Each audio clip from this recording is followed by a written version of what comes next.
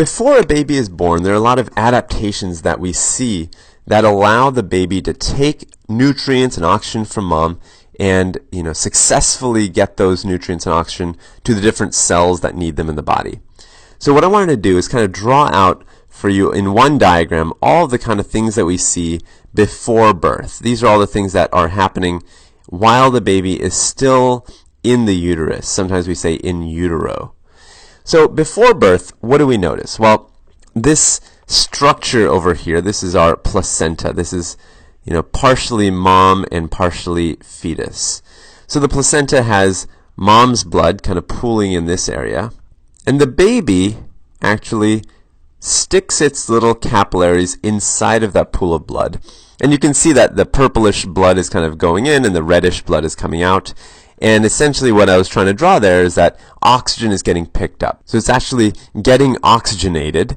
And this blood, as it's kind of reddish, is joining into this blood vessel down here. So this is kind of the smiley part of our face. And this is our umbilical vein. So our umbilical vein is actually going to carry oxygenated blood back towards the liver area. So let me actually just jot that name down, umbilical vein. And this is actually the first of the adaptations I was talking about. So I'm going to make a little list of adaptations over here on the side, just so we can keep track of what they are. Adaptations. And the first one will be the umbilical vein. So once the blood goes into the umbilical vein, it has kind of a branch point. You can see that it can either go to the right or the left. And if it goes to the left, it's going to enter the liver. So if it goes kind of this way, it's going to enter the liver, and it's going to take a while for that blood to come out on the other side because it has to go through all the little capillaries in the liver and then emerge on the other side. But there is a shortcut. So the shortcut, let me just circle it here. The shortcut is actually going to be right here. So let me just make sure it's very clear what that shortcut is. This is called our ductus venosus. Ductus venosus. And the ductus venosus is basically going to allow blood to go from the umbilical vein through it. So it's like a little tube. So it is just like any other blood vessel. It's going to go through it. And on the other side, it hits and meets up with our inferior vena cava. So this is our inferior vena cava. I'll write IVC just for short. And the IVC, or the inferior vena cava, is a large vein picking up blood from the right leg and also from the left leg. So this is our left leg down here. So the inferior vena cava meets up with the blood coming from the umbilical vein, which is very oxygenated. And so this blood I'm going to draw is kind of purplish now because it's kind of got some oxygen, but it's not as rich as what was coming out initially from the umbilical vein because it mixed in with the IVC. And that blood dumps into the right atrium. So this is our right atrium on this side. And simultaneously, you actually have blood from the superior vena cava, or SVC. This is our head and arm region, draining down this way, and this blood also kind of ends up in the right atrium. So you've got this blood kind of mixing, and now I'm going to draw it as kind of a deeper purple because it's mixed up blood. Now, the second adaptation then, let me just make sure I don't skip out on these. This is the first one. The second one would be the ductus venosus that I wrote out, which is, as I said, kind of a shortcut from the umbilical vein over to the inferior vena cava. Now, the blood is in the right atrium, so it has a couple of options. First, it could simply go down into the right ventricle, and some of the blood does that. It just goes right down into the right ventricle. And if it goes into the right ventricle, it's going to get squeezed. And once it gets squeezed, it goes into the pulmonary artery. This is my pulmonary artery over here. And we know the pulmonary artery has a branch over to the lungs on both sides. So we've got some blood going to one lung and some blood going to this other lung. But remember, once that blood kind of approaches the lungs, we have to think about what's going on inside of the lungs. So let me draw out what's happening then inside the lungs. You've got these sacs, air sacs, that actually are not full of air, right? Because when the baby is still inside of the uterus, or when the fetus is in the uterus, it's full of fluid. So you've got these sacs full of fluid, and going past them are little blood vessels. So this is a little blood vessel, and let's say this is an arteriole over here.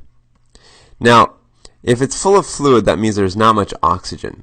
So what ends up happening is that there's a process called hypoxic pulmonary vasoconstriction.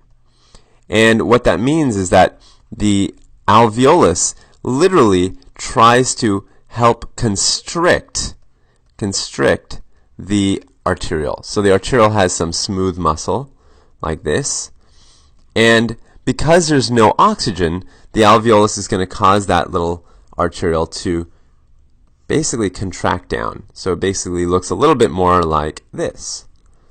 And when it looks like that, what we've essentially done is increase the resistance of that arteriole. And if this is happening millions of times in millions and millions of alveoli, then the entire lung is going to have a lot of resistance. A lot of resistance in the lung at this point. So if that's the case, if there's a lot of resistance, then a few things we have to kind of deduce from that. The first is that if there's a lot of resistance, then the pressure in the pulmonary artery, remember this is our pulmonary artery right here, these two, I'll actually draw a little arrow to both of them, the pressure in the pulmonary artery is going to go very high. So these pressures are going to be high. And that's simply because you've got a lot of resistance that you have to try to fight against. So they have a lot of pressure. And if there's a lot of pressure in the pulmonary artery, just think back and think, well, where did that pulmonary artery come from? It came from the right ventricle. So for there to be forward flow of blood, you better have a lot of pressure in the right ventricle. And then I could take the argument back and say, well, if you have a lot of pressure in the right ventricle, then you must have a lot of pressure in the right atrium.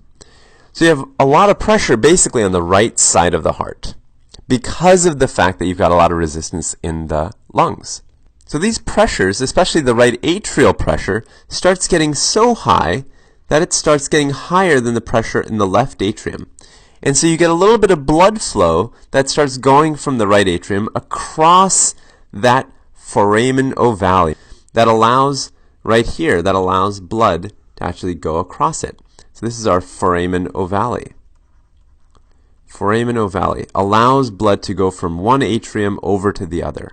And since blood can now go across, you're going to see some of the blood continue down into the right ventricle, but some of the blood will also kind of go across into here. And that's actually quite useful because at the same time that you have blood going across, you actually don't have too much blood coming back through the pulmonary veins. And the reason for that, again, is because it's hard to get blood flow through the lungs because there's so much resistance there. So you have a little bit of blood kind of coming in through the pulmonary veins, and you get some blood coming from the right atrium. Now from the left atrium, blood is going to go down into the left ventricle, and it's going to get squeezed around into the aorta. So now you get blood in the aorta that gets squeezed there, or sent there, from the aorta, or from the left ventricle. I apologize. So the left ventricle is squeezing blood down into the aorta, and the aorta is distributing blood all the way down. Now before I finish off showing you where the aortic blood goes, let's actually make sure I don't forget my list. Over here, my third adaptation then should be the foramen ovale. Foramen ovale, sending blood from the right atrium to the left atrium. And a fourth adaptation, actually I've just kind of sketched out, but I haven't talked about yet, is right here. So you actually have this little guy right here, a little connection, a little vessel, you can think of it as a vessel because blood flows through there, between the pulmonary artery and the aorta. So this thing right here is called the ductus arteriosus. Ductus arteriosus. So the ductus arteriosus allows blood to go from the pulmonary artery to the aorta. And why would blood go in that direction in particular? Well, remember, the pulmonary artery, again, has very high pressures. And the high pressures are because of the high resistance in the lungs. So because of those high pressures, blood, of course, goes from high pressure to a place where there's lower pressure, usually. And in this case, it's going to go from the pulmonary artery over to the aorta. So it's actually going to flow in this direction. Let me just draw a little arrow. It's going to go flowing in that direction. So ductus arteriosus is another fetal adaptation. So we've got 4 so far. Ductus arteriosus. And this actually explains then why you don't get too much blood coming back through the pulmonary veins, because a lot of the blood goes into the pulmonary artery trunk, ends up going into the aorta. It actually doesn't even go into the lungs because the resistance is so high. So now let's kind of wrap this up. Let's say blood is now down to the aorta, as I said. It's going to go into the legs, and it's also going to kind of go into these internal iliac arteries. So I've drawn these arteries here. These are the internal iliac arteries. And there are, of course, lots of branches off the internal iliac. But the important branch that I want to point out right now is this one. This branch, this major one that I'm kind of sketching in, this is actually we have a name for it. We call this the umbilical artery. So this is actually bringing blood back towards the placenta.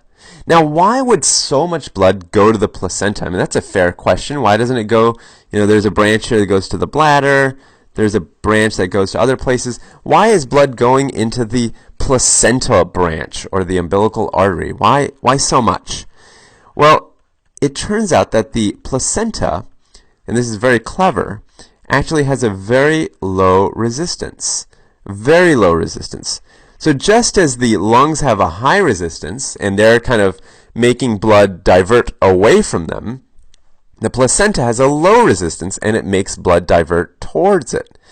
So you can see now that this is a really ingenious kind of system. We have these 5 adaptations: the umbilical vein, the umbilical artery now, we have the ductus venosus, and we have the foramen ovale, and the ductus arteriosus. I don't want to miss out on any of them. So we have 5 important adaptations here, and this is how blood flows in the fetus.